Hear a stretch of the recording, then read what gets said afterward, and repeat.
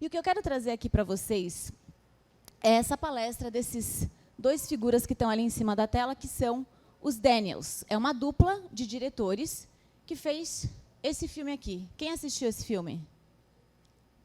Só você? Só vocês dois, mais ou menos? Você não terminou de ver? Você achou muito louco e não terminou de ver? Você não... Entendi. Você viu? Legal. Então, antes de eu continuar falando, eu vou só mostrar o trailer do filme. E assim, o ano passado, no Oscar do ano passado, esse filme foi indicado a 11 Oscars. Ganhou 7 Oscars. É um filme tido como muitíssimo bem-sucedido naturalmente. Um filme com orçamento relativamente modesto para os padrões de Hollywood, com 25 milhões de dólares eles fizeram esse filme. E na primeira semana o filme faturou 75 milhões de dólares. Então é um filme muito bem-sucedido em vários aspectos. Tem algumas outras curiosidades, mas primeiro vamos ver o trailer.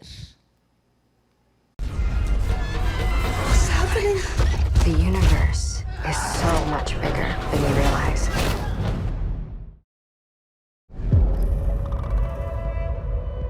Mrs. Wang. Mrs. Wang.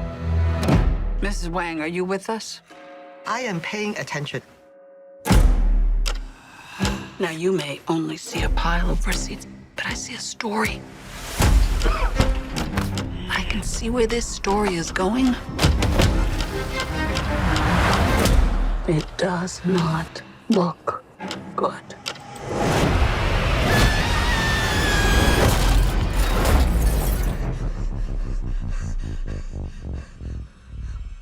What's happening? Evelyn, I'm not your husband. I'm another version of him from another universe. I'm here because we need your help. Very busy today. No time to help you. Across the multiverse, I've seen thousands of Evelyns. You can access all of their memories, their emotions, even their skills. There's a great evil spreading throughout the many verses. And you may be your only chance of stopping it. Don't make me fight you. I am really good. I don't believe you.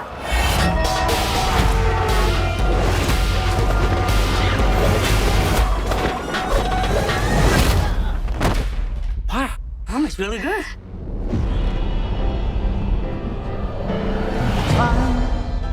He's waiting in the wings. The He universe speaks of senseless things. is so much bigger Script is you and than you realize.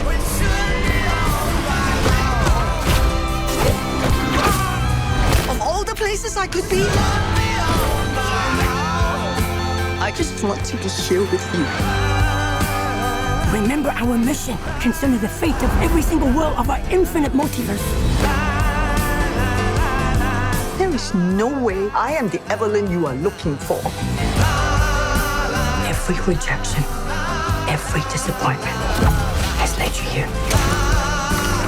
To this moment. Don't let anything distract you from it.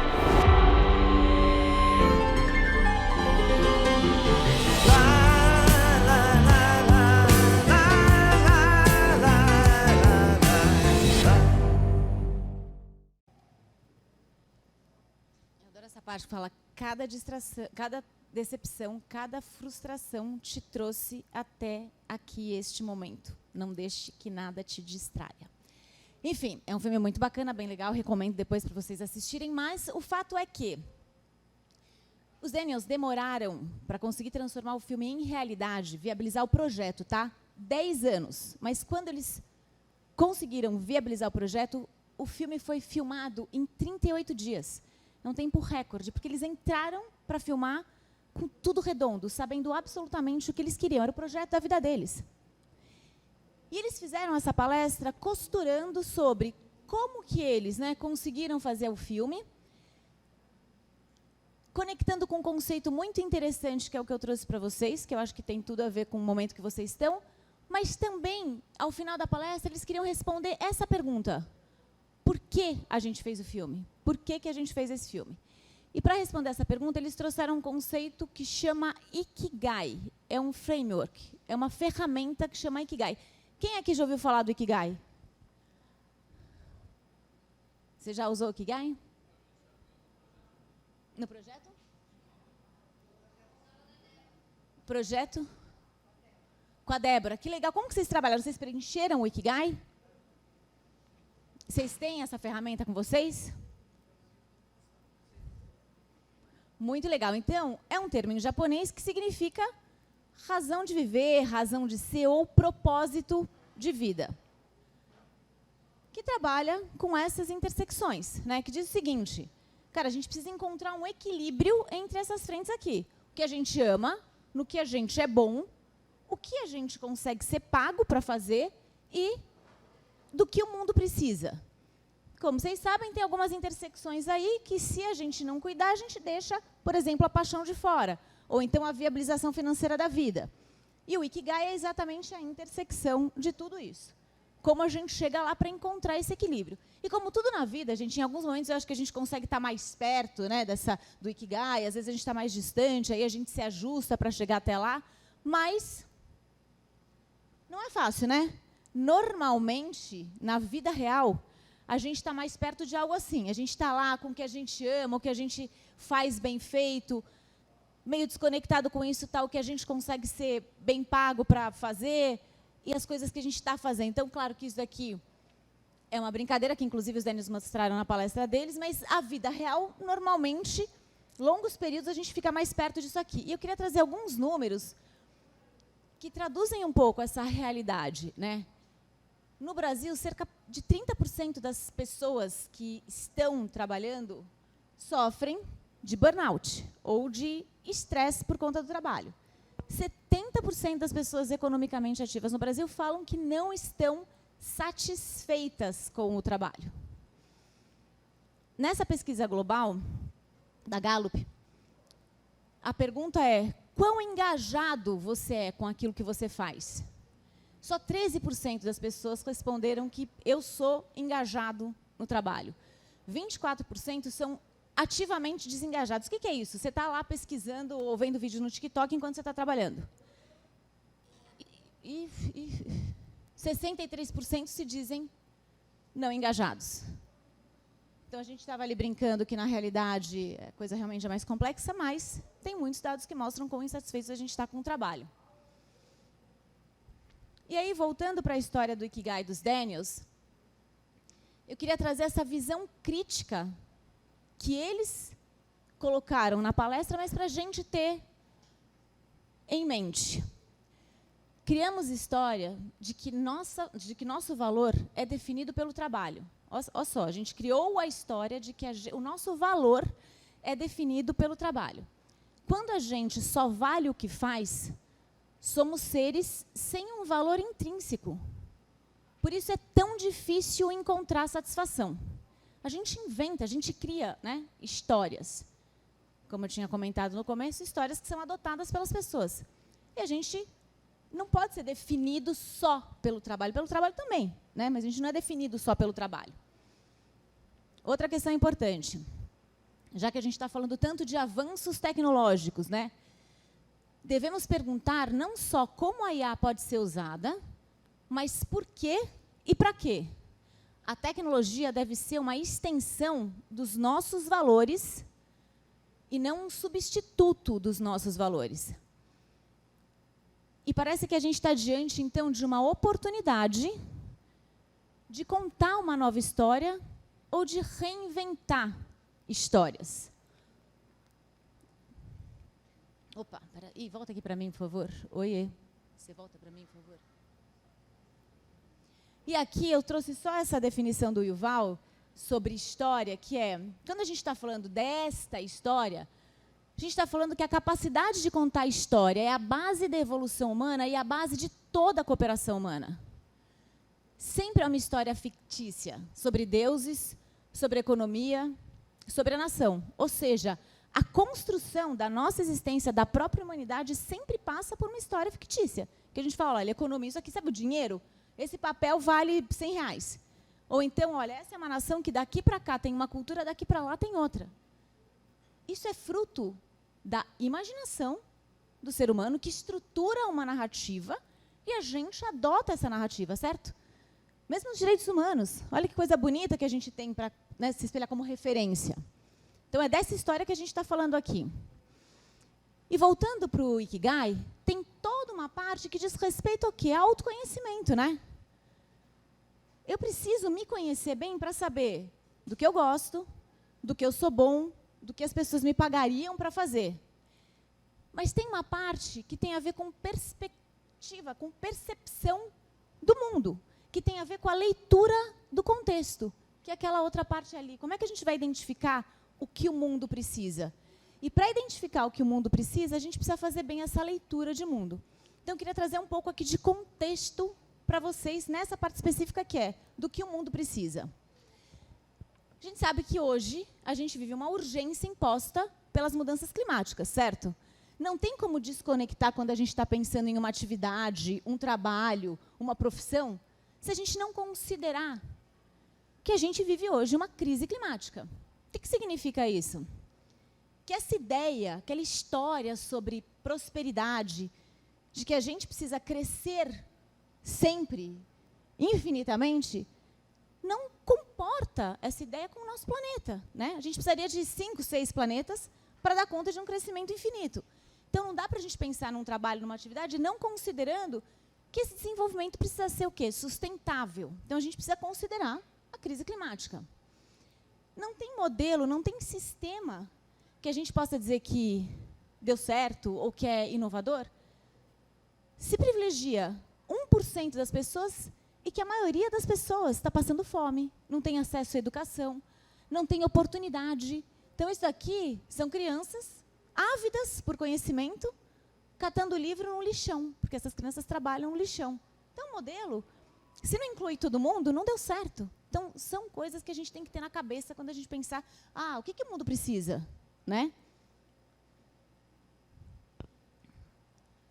Guerras, questões políticas, de dominação, de poder centralizado. A gente não pode ignorar esse contexto. E, por fim, eu queria trazer aqui um termo que eu achei muito interessante da Esther Perel, que é uma psicoterapeuta, que tem a ver com a evolução tecnológica, que é uma coisa incrível, maravilhosa, mas que também deu muito errado. A exemplo do que acontece com as redes sociais. A gente hoje não sabe mais o que é verdade e o que é mentira. Né? A gente não consegue chegar a um consenso, muitas vezes, do que é verdade e do que não é. A tecnologia é muito boa quando ela aproxima. O problema é quando ela afasta. E hoje, a gente está cansado de ver isso. Quantas vezes vocês não estão conversando com outra pessoa, mas estão ligados no celular? Ou quantas vezes vocês estão querendo a atenção de alguém que está prestando atenção no celular? Quem aqui já experimentou essa experiência ou essa sensação? Pode levantar a mão. Não tem uma pessoa que não tenha experimentado isso, gente? Concordam? Todo mundo já experimentou. E aí a Esther Perel, que é uma psicoterapeuta que tem um podcast maravilhoso, que eu super recomendo também, ela cunhou esse termo, que é o termo perda ambígua. O que é a perda ambígua? É quando a presença é ofuscada pela ausência. E aqui eu pincelei também algumas frases de alguns pesquisadores, de alguns pensadores do SCCLab, que eu acho muito importante para a gente falar desse contexto de mundo. Somos o grupo mais conectado da história da humanidade. E, ao mesmo tempo, a gente nunca esteve tão sozinho. A gente vive uma epidemia da solidão. Tem um monte de pesquisa que mostra isso, essa sensação de que a gente está sozinho. Ela triplicou em 20 anos. A gente nunca se sentiu tão sozinho, apesar de estar extremamente hiperconectado, né?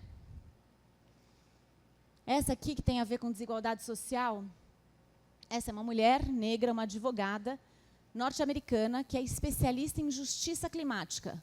Na palestra dela, ela falou isso. Ninguém é livre enquanto todo mundo não for livre.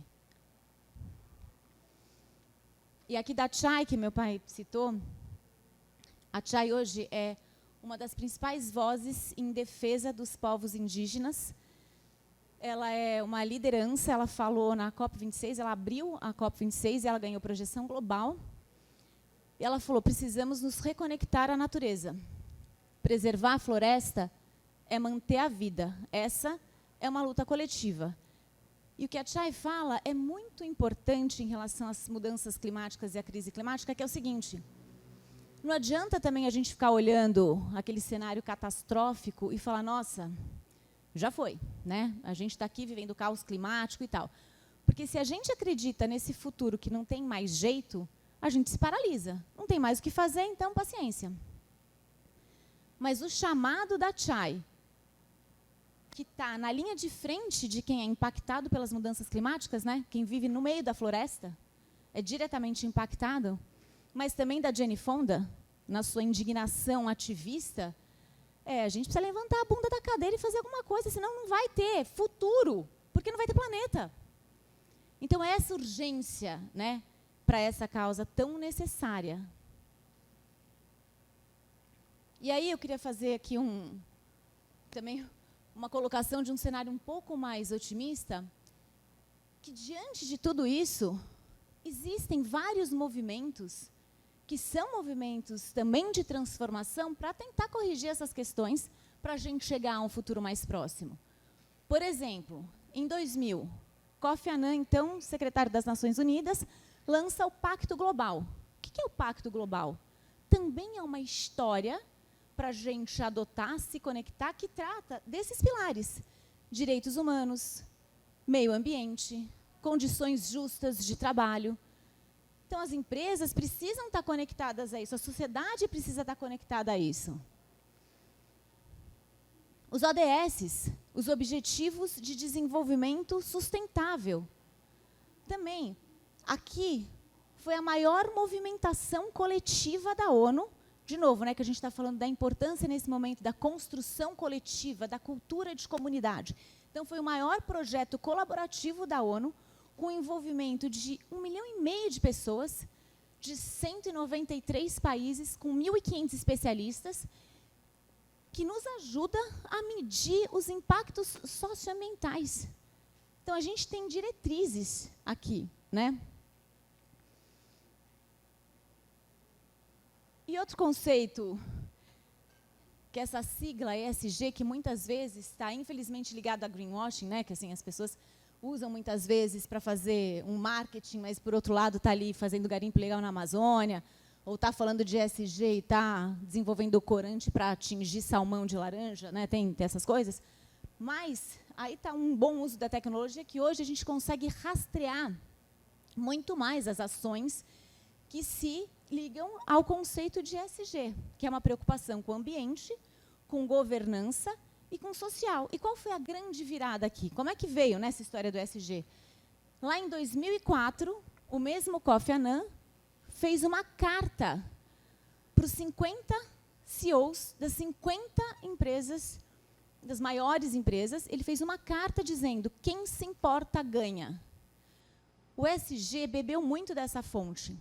Só que a grande virada foi que, em 2020, a BlackRock, que é a maior investidora, né, financeira mesmo, de fundos de investimento, falou o seguinte: aqui a gente só investe e só recomenda a nossos investidores, todas as nossas carteiras serão compostas só de empresas que estão conectadas a isso aqui. Isso em 2020. Quando você mexe no bolso, muda a história. Então, o que a gente começa a ver são movimentos, são outras histórias sendo contadas para que a gente se conecte ao que o mundo precisa, né? Sistema B, capitalismo consciente. O que vocês conhecem de Sistema B aqui? Vocês conhecem o que é Sistema B? Sistema B é tipo uma credencial, tipo um selo de empresas que tem uma série de ações, de normas, que se conectam a essa política mais preocupada com as questões socioambientais. Movimento do capitalismo consciente. Aqui é o John Mackey, que é dono do Whole Foods, que depois foi vendido para a Amazon. Mas o John Mackey falava dessas coisas todas lá em 76, em 80. Whole Foods foi criado em Austin. Mas é um movimento que diz assim: as empresas não podem ser simplesmente feitas para dar lucro para os acionistas. Elas precisam ter uma relação de ganha-ganha com fornecedores, com clientes, com colaboradores. E um dos adeptos, uma das empresas adeptas ao capitalismo consciente é a Patagônia. Quem conhece aqui a Patagônia? sabe, dos casacos e tal. O dono da Patagônia era um surfista, um alpinista, e lá também, na década de 70, ele começou a perceber que os equipamentos, muitas vezes para esportes outdoor, interferiam na natureza, machucavam pedra, tal. E ele começou a desenvolver uma série de produtos que tinham a menor intervenção possível na natureza. Depois ele desenvolveu para as vestimentas e tal, mas a Patagônia virou uma das empresas mais bilionárias, sempre com ações e posturas conectadas a questões socioambientais. E, recentemente, em 2020, na pandemia, o dono da Patagônia, o inventor da Patagônia, pegou todas as ações dele, da mulher, dos filhos, né, dos herdeiros, e doou para um fundo, que é um fundo de combate às mudanças climáticas. Algo que rende em torno de 100 milhões de dólares por ano. Eles abriram mão, então, disso, doaram todas as suas ações da Patagônia para esse fundo, e ele falou isso: a Terra é nosso único acionista, e precisa ser. De novo, a urgência imposta pelas mudanças climáticas. Tem outros movimentos como a economia circular. Quem aqui conhece economia circular? Já ouviu falar de economia circular? Eu vou passar um vídeo aqui rapidinho para vocês verem. Living systems have been around for a few billion years, and will be around for many more. In the living world, there's no landfill. Instead, materials flow. One species' waste is another's food, energy is provided by the sun, things grow, then die, and nutrients return to the soil safely. And it works. Yet as humans, we've adopted a linear approach. We take, we make, and we dispose. A new phone comes out, so we ditch the old one. Our washing machine packs up, so we buy another. Each time we do this, we're eating into a finite supply of resources and often producing toxic waste. It simply can't work long term. So what can? If we accept that the living world's cyclical model works, can we change our way of thinking so that we too operate a circular economy? Let's start with the biological cycle. How can our waste build capital rather than reduce it? By rethinking and redesigning products and components, and the packaging they come in, we can create safe and compostable materials that help grow more stuff. As they say in the movies, no resources have been lost in the making of this material. So what about the washing machines, mobile phones, fridges? We know they don't biodegrade. Here, we're talking about another sort of rethink, a way to cycle valuable metals, polymers and alloys so they maintain their quality and continue to be useful beyond the shelf life of individual products. What if the goods of today became the resources of tomorrow? It makes commercial sense. Instead of the throw away and replace culture we've become used to, we'd adopt a return and renew one, where products and components are designed to be disassembled and regenerated. One solution may be to rethink the way we view ownership. What if we never actually owned our technologies? We simply licensed them from the manufacturers. Now, let's put these two cycles together. Imagine if we could design products to come back to their makers, their technical materials being reused and their biological parts increasing agricultural value. And imagine that these products are made and transported using renewable energy. Here we have a model that builds prosperity long term. And the good news is, there are already companies out there who are beginning to adopt this way of working. But the circular economy isn't about one manufacturer changing one product. It's about all the interconnecting companies that form our infrastructure and economy coming together. It's about energy. It's about rethinking the operating system itself. We have a fantastic opportunity to open new perspectives and new horizons. Instead of remaining trapped in the frustrations of the present, with creativity and innovation, we really can rethink and redesign our future. Parece simples, né? Gente olhando aqui, mas não faz tanto sentido. Reutilizar, reduzir, reciclar, se espelhar nos conceitos da natureza de não desperdício, pensar num design para que os produtos já nasçam com essa mentalidade de totalmente reaproveitáveis, como acontece na natureza. Quem já ouviu falar de negócios sociais? Negócios sociais. O que são negócios sociais? Primeiro, o que é um bom negócio para você? O que você acha que é um bom negócio? Como você define um bom negócio? O que você acha um bom negócio? Quando você faz um bom negócio, você fala, o que é? O que tem? O que é um bom negócio? Que dá lucro. Que mais? Que além do lucro, atinja o outro positivamente. Legal. É um negócio que pode dar lucro, mas que também você pode estar fazendo bem para alguém. Então, o princípio de negócios sociais é basicamente o seguinte. Olha, uma empresa ela pode dar lucro, só que ela não distribui dividendos. O que significa isso? Que a partir do momento que ela está financeiramente saudável, o lucro volta para o próprio negócio. E esse negócio tem que estar a serviço de resolver problemas socioambientais. São vários problemas, mas vamos fazer com que as empresas gerem lucro, paguem bem, né, as pessoas que estão trabalhando na empresa, mas que elas estejam a serviço de resolver problemas socioambientais? Legal, então o Yunus inventou isso aqui. E uma das primeiras iniciativas que ele fez foi, ele estava num congresso com um francês do lado dele, ele virou para o francês e falou assim, eu já ouvi falar que você tem uma fábrica aí que faz uns iogurtes muito gostosos, muito bons. O francês falou, é verdade.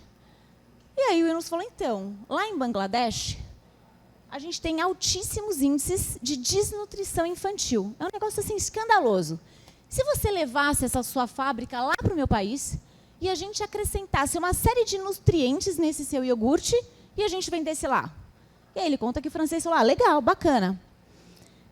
E aí o Yunus falou assim, mas é o seguinte, a gente vai vender esse iogurte por um preço muito barato. Tudo bem, tá bom. E ele falou, olha, e depois que a gente pagar todo o investimento que a gente fez nessa fábrica, nenhum lucro vai ser distribuído para você, nem para outros acionistas. A gente vai pegar todo esse lucro e investir no negócio, para o negócio crescer, para a gente poder vender mais iogurte, para tirar mais criança da desnutrição. E aí o francês virou e falou, tá bom, eu topo. E ele conta que ele estava do lado do dono da Danone e que ele tinha certeza, porque o Yunus fala um inglês muito carregado, com um sotaque muito carregado. E ele disse que ele tinha certeza que o presidente da Danone não estava entendendo direito o que ele estava falando, o que ele estava propondo. Mas o fato é, isso aconteceu e essa empresa existe até hoje lá em Bangladesh e reduziu consideravelmente os índices de desnutrição. Então, isso é um bom negócio. Concordam? É um bom negócio? Legal. O Yunus inventou isso, ele inventou o microcrédito, que é um banco que dá microcrédito para ajudar empreendedores que estão na linha da pobreza e tal. O Yunus, que é um economista, ele foi prêmio Nobel da Paz, por conta do trabalho dele. Então, esses são os negócios sociais. Que o objetivo maior não é dar lucro, embora as empresas sejam lucrativas. E as empresas estejam a serviço de resolver problemas socioambientais. E o investidor recupera o seu investimento, mas depois o lucro fica para crescer o negócio. Isso é negócio social. E aqui eu acho que tem uma questão importante que é, lá nos anos 70, esse cara aqui, que era muito importante, que foi o Nobel das Ciências Econômicas, ele falou o seguinte, o propósito de uma empresa é gerar lucro aos acionistas. Até hoje vocês vão encontrar gente que vai responder isso. O que é uma empresa fundamental? A empresa precisa gerar lucro para o acionista. Tá. Mais recentemente, em 2021, no Fórum Econômico Mundial, em Davos, o presidente do Fórum Econômico Mundial falou o seguinte, hoje, o propósito de uma empresa é engajar todos na criação de valor compartilhado e sustentável. E a gente volta lá para o contexto de mundo, certo? Que é o que a gente tem aqui. O Ikigai tem uma parte que diz respeito ao autoconhecimento e tem uma parte que diz respeito à percepção de mundo. E voltando para os nossos empreendedores criativos, é fácil, é simples, né? Conciliar tudo isso, chegar no equilíbrio dessa equação? Não é. Mas algo que, sem dúvida, é uma característica comum de todo mundo que está conseguindo se aproximar desse equilíbrio, desse Ikigai. Não se encaixam essas pessoas, esses projetos, essas empresas, do que já existe. E aí aqui é um convite para que a gente esteja o tempo todo olhando para novas possibilidades. Por isso que é tão importante a gente manter esse repertório sempre muito bem abastecido, né? A gente precisa disso para conseguir enxergar novas possibilidades, não aquilo que necessariamente se encaixa no que já existe. O fato de poder aprender fazendo, quando a gente não tem uma fórmula pronta, dá espaço para a experimentação, para esse erro tão necessário quando você está fazendo alguma coisa nova, num ambiente, como a gente falou, que precisa ser seguro. São pessoas, iniciativas e negócios que, de novo, cuidam muito bem do seu jardim para depois esse jardim florescer para o mundo. E aqui, acho que as 3 questões mais importantes, que são: o negócio está conectado a valores pessoais. A gente falou isso lá no começo. Mas isso que define fundamentalmente esse tipo de empreendedorismo, que é o empreendedorismo criativo. Porque qual que é o grande lance? Quando você está preocupado em ser muito comprometido com seus valores pessoais, dificilmente você vai encontrar isso pronto no mercado de trabalho. Para ter algo que esteja muito conectado com seus valores pessoais, essas pessoas inventam novos negócios. E aí o propósito aparece como ferramenta de inovação. E aqui, para concluir, retomar a resposta da palestra dos Daniels sobre por que, então, a gente fez esse filme. E por que é sempre uma pergunta muito importante. Quando a gente está falando sobre o que a gente ama, aprofunda um pouco e vai, por que eu amo o que eu amo? Que isso dá respostas de mais qualidade. Então, por quê? Por que, afinal de contas, a gente fez, né, o filme? Eu comentei com vocês que eles responderam isso na palestra. Fizemos o filme para salvar a nós mesmos. Todo filme, toda arte que fazemos é para salvar a nós mesmos e salvar os nossos valores. Ou seja, uma conexão muito grande com os valores pessoais. E falando do equilíbrio entre aquilo que a gente ama, naquilo que a gente é bom, no que pagam a gente para fazer, mas considerando contextos de mundo, a gente viu que há muito, né, o que ser salvo. Mas a gente viu também que parece que tem uma oportunidade da gente contar novas histórias. E aí eu vou encerrar deixando essa reflexão para vocês, convidando vocês a refletirem sobre isso aqui. Qual é a história que vocês vão escolher contar daqui para frente? Obrigada, gente. Valeu.